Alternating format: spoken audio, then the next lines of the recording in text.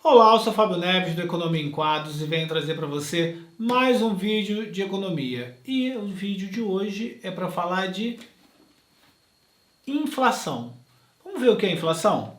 Aumento persistente dos preços em geral, de que resulta uma contínua perda do poder aquisitivo da moeda. Então a inflação ela corrói o poder de compra das pessoas. E ao corroer o poder de compra das pessoas, nominalmente você recebe a mesma quantidade de dinheiro, tá bom? Por você estar trabalhando lá, tem um salário, porém o seu dinheiro, a sua moeda compra menos, porque ela está sendo corroída pela inflação. Mas o que eu quero falar para você, continua assistindo o vídeo. Não existe só essa inflação genérica que você fala, não.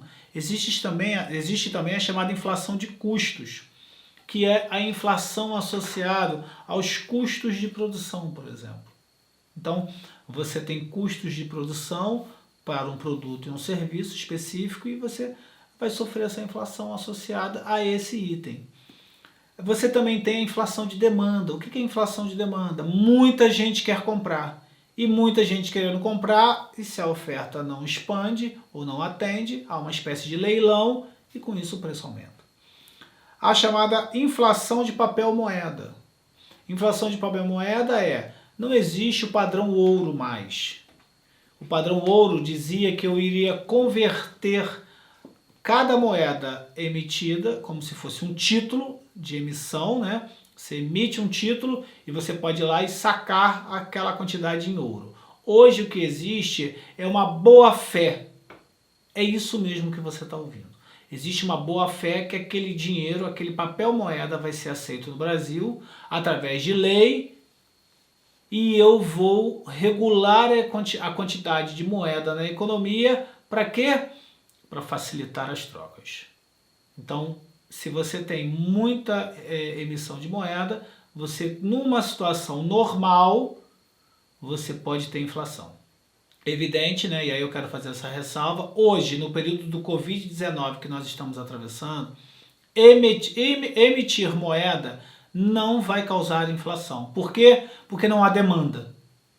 Lembra da inflação de demanda? Não há demanda. Muito pelo contrário. Inflação galopante, que foi uma inflação vivida no Brasil em que período? No período de 1958 a 64 e depois de 1978 a 94. Então, o final dos governos militares, né, nessa época aí, 78, 79, já era Figueiredo, a inflação já estava galopante e ela persistiu até 94, tá? Inflação inercial, processo inflacionário muito intenso gerado pelo reajuste pleno de preços de acordo com a inflação observada no período anterior.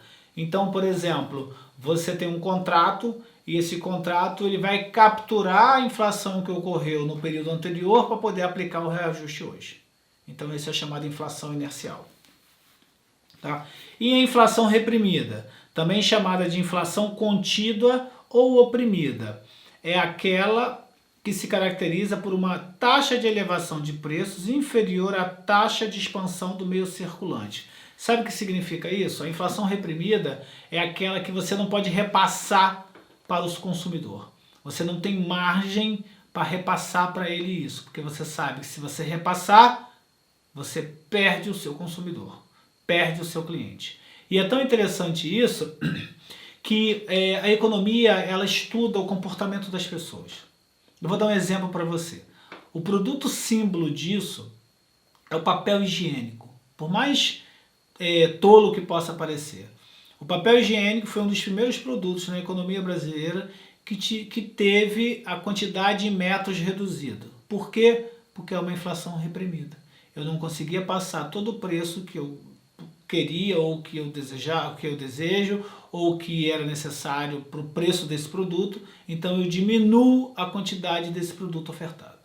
Papel higiênico, chocolate, biscoito, prato no restaurante, você vai em restaurante, né, que o prato era de um determinado tamanho, diminui o tamanho, diminui a porção e continuo cobrando a mesma coisa. Por quê? Porque eu não consigo repassar para o consumidor final o preço daquele produto.